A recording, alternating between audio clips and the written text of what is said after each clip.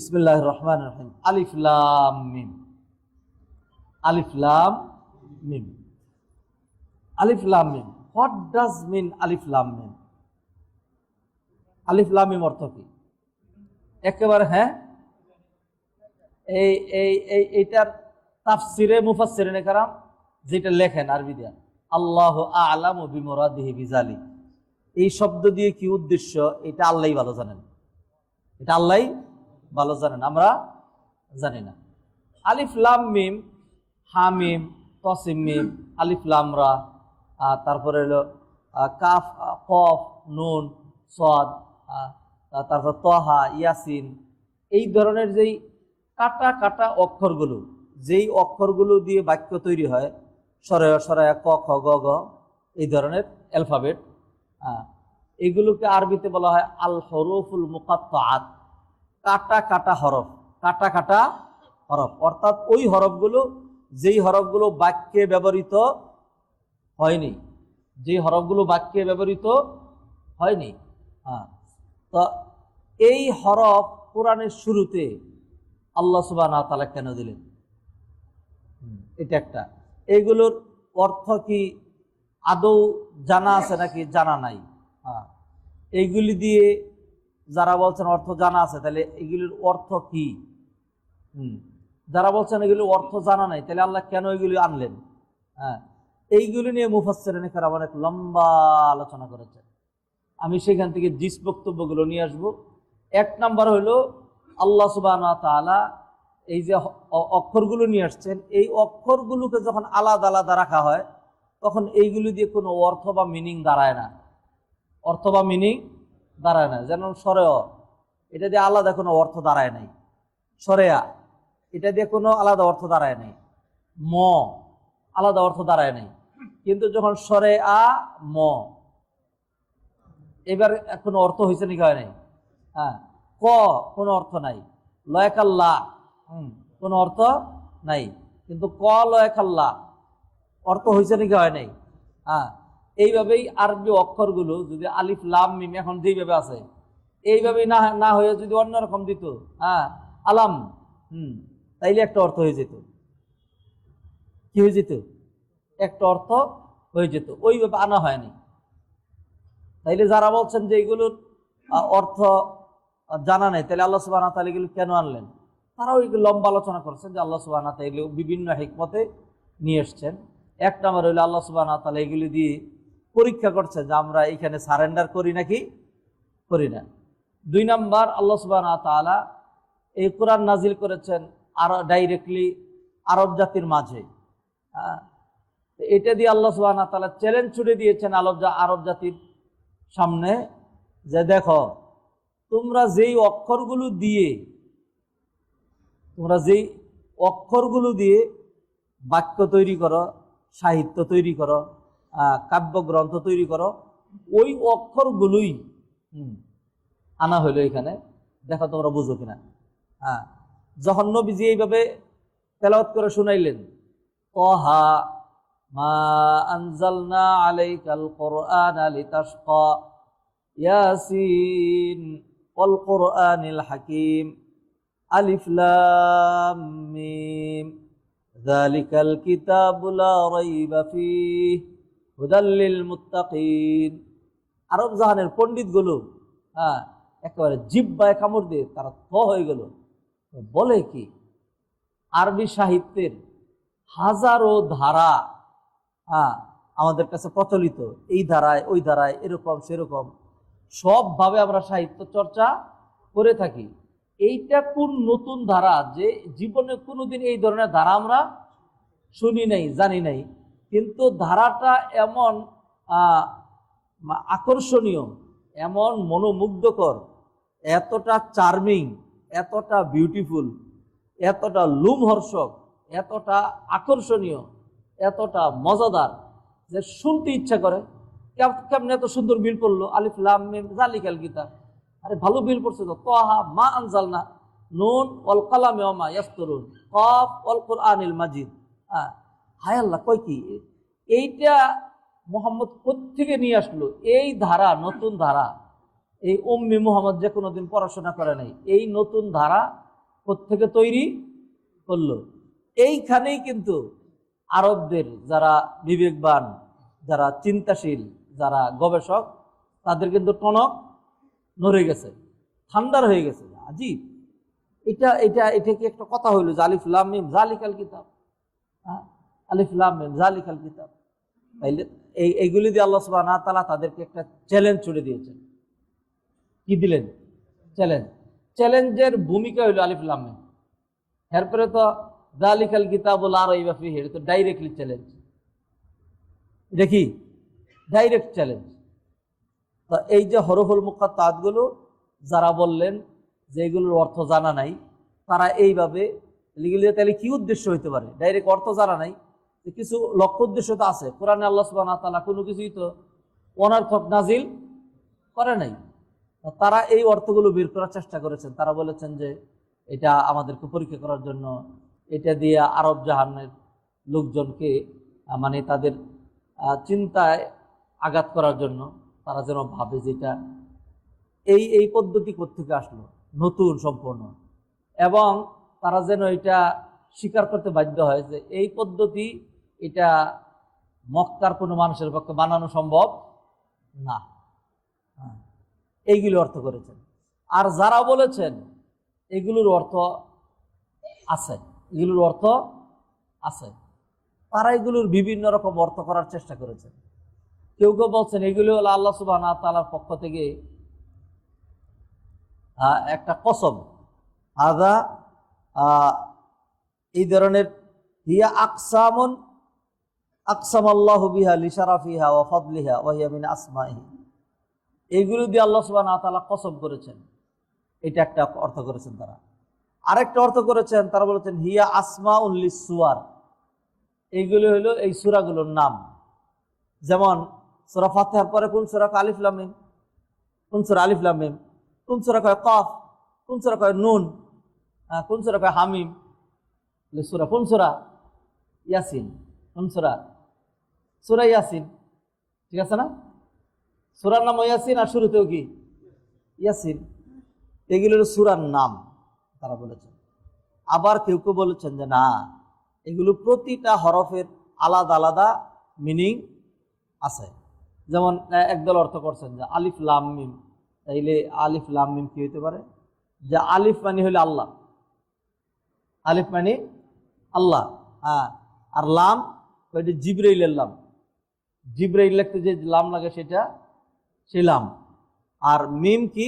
এটা মুহাম্মদের মিম, মানে এই কোরআনটা আল্লাহর পক্ষ থেকে জিবরাইলের মাধ্যমে মুহাম্মদের কাছে আসছে। এইটাকে আল্লাহ সুবহানাহু ওয়া তাআলা খুবই মানে সযত্নে, খুবই কৌশল করে এমনভাবে বলে দিলেন যে বুঝার সে বুঝবে, বাকিরা বুঝবে না, ঠান্ডার হয়ে যাবে। আলিফ লাম মিম। তো এইভাবে মুফাসসিরিনে কেরাম এগুলোর অনেক অর্থ করার চেষ্টা করেছেন। মুফাসসিরিনে কেরাম এগুলো নিয়ে লম্বা গবেষণা করেছেন। ধরেন আরবি হরফ হলো 28টা। আরবি হরফ কটা? 28টা। কেউ কেউ 29টা বলে। কটা বলে? 29টা। 28টা 28টাই কেন? কারণ যারা বলে যে ওই 29টা, তাদের কাছে আলিফ একটা, হামজা আর একটা, আলিফ একটা, হামজা আরেকটা। এখন জের জবর দেন, জের জবর দিতে গিয়ে আলিফের উপর যদি জবর দেয় তাহলে কয় আ, আর হামজার উপর জবর দিলে কি কয়? আ। তাইলে এক কি উচ্চারণের অ্যালফাবেট তো দুইটা হইতে, বুঝছেন নাকি বুঝেন নেই? পারে না। তখন তারা বলছেন যে না, অতএব এই দুইটা একটা অ্যালফাবেট। দুইটা কটা? একটা অ্যালফাবেট। আমাদের দেশে 29টা বলে, এরপরে বলে আলিফ জবর আ, আবার হামজা জবর আ। একই। যদি আলিফ জবর আ হয় আর হামজা জবর আ হয়, তাহলে আমি বলি আরেকটা, বা জবর বা, তা জবর বা। আলিফ জবর আ, হামজা জবর আ যদি হয়, তাহলে সিন জবর সা, আইন জবর সা হবে না? যদি না হয় তাহলে আলিফ জবর আ আর হামজা জবর আ হবে না। দুইটা দুই রকম উচ্চারণ করতে হবে আপনার। বুঝছেন নাকি বুঝেন নাই? তাইলে ফিরে আসে আবার। হ্যাঁ, আই এম ডিসকাসিং অ্যাবাউট আলিফ লাম মিম হরফুল মুকাত্তাত।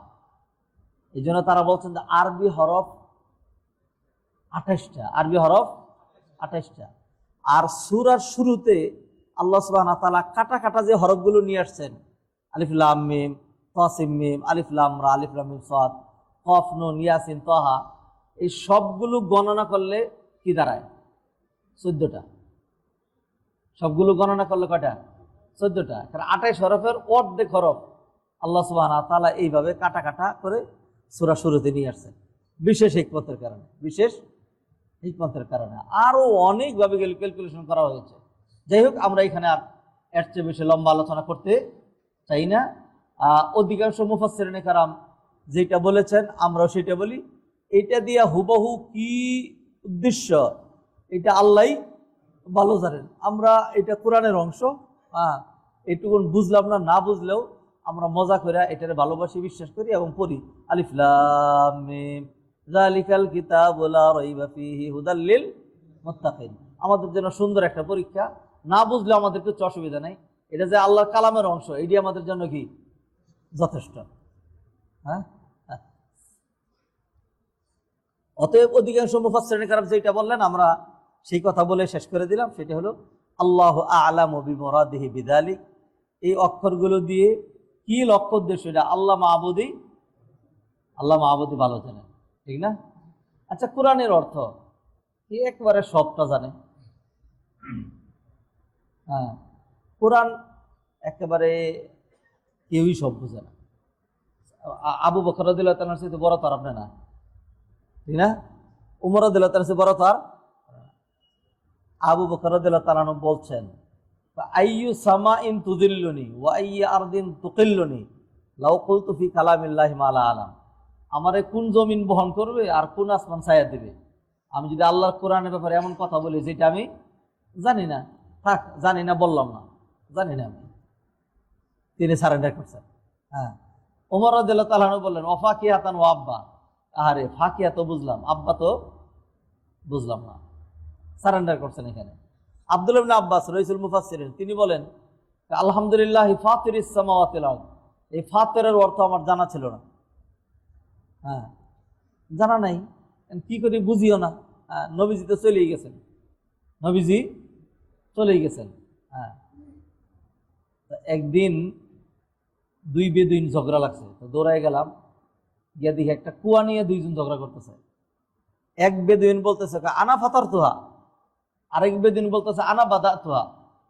এই দুই বেদুইনের ঝগড়া শুনে তখন আমি বুঝছি আলহামদুলিল্লাহ ফাতিরিস সামাওয়াতি। ফাতির মানে কি? এক ব্যক্তি না, এক ব্যক্তি বলতেছে আনা ফাতার তুহা, আমি এই কুয়াটা তৈরি করেছি। হ্যাঁ, আরেক বেদুইন বলতেছে আনা বাদা তুহা, আমি এই কুয়া খনন কাজ শুরু করেছি, আমি শুরু করেছি। আরেকজন বললো আমি কাজটা সমাপ্ত করেছি। তখন তিনি বুঝলেন আলহামদুলিল্লাহ ফাতিরিস সামাওয়াত, ফাতির মানে বানানো, ফাতির মানে বানানো, তৈরি করা। খুব খুব কমন শব্দ না। হ্যাঁ, ফাতারা আরবরা অনেক বেশি ব্যবহার করে না, কিন্তু আল্লাহ কোরআনে একবার সাদামাটা শব্দ ব্যবহার করছেন, আবার এমন কিছু কঠিন কঠিন শব্দ, হ্যাঁ, এগুলো বুঝাই দুরূহ। তার মধ্যে একটা আলহামদুলিল্লাহ ফাতির। তাহলে আব্দুল্লাহ ইবনে আব্বাস তিনিও বলছেন যে এই কোরআনের এই শব্দের অর্থটা আমার জানা ছিল না। অতএব আমরা যারা আপনাদের কাছে কোরআনের লাইনের পণ্ডিত, আলেম, হুজুর, শায়েখ, ইমাম, খতিব বলে বিবেচিত, আপনারা এটা মনে করেন না যে আমরা কোরআনের সব বুঝি। কোরআনের সব বুঝি না। অতএব আপনিও যদি কোরআন একটু কম বুঝেন কোনো অসুবিধা নাই, কিন্তু আল্লাহ সুবহানাহু ওয়া তাআলা কোরআন নাজিল করছেন বুঝার জন্য। কোরআন নাজিল করছেন বুঝার জন্য। যে সকল হুজুররা বলে যে আপনারা কোরআন কি বুঝবেন, আপনাদের কোরআন বোঝা দরকার নাই, আপনারা খালি পড়বেন, তাদের এই ধোঁকায় কিন্তু পড়েন না। কথা কি বুঝছেন? তাদের ধোঁকায় কিন্তু পড়েন না। কোরআন আপনি বোঝার চেষ্টা করেন, যেইটুকুন বুঝেন। আপনি 5% বুঝেন, আরেকজন 10% বুঝুন, আমি 20% বুঝি, আরেকজন 30% বুঝবে। হ্যাঁ, কোরআনে বোঝার ক্ষেত্রে আমাদের কি থাকবে? তারতম্য থাকবে। কিন্তু কোরআন খালি পড়লে হবে না, এটা বোঝার চেষ্টা করা লাগবে। আল্লাহ সুবহানাহু ওয়া তাআলা বুঝার জন্য নাজিল করেছেন, ইন্না আনজালনাহু কুরআনান আরাবিয়্যান লাআল্লাকুম তাকিলুন, আমি আরবিতে কোরআন নাজিল করছি যাতে তোমরা হৃদয়ঙ্গম করতে পারো, যাতে তোমরা বুঝো। আল্লাহ সুবহানাহু ওয়া তাআলা আমাদেরকে তৌফিক এনায়েত করেন। আলিফ লাম মিম যালিকাল কিতাব লা রাইবা ফীহি হুদাল লিল মুত্তাকিন। যালিকাল কিতাব, ওই সেই কিতাব, ওই সেই কিতাব, লা রাইবা ফীহি, যার মধ্যে কোনো সন্দেহ নাই।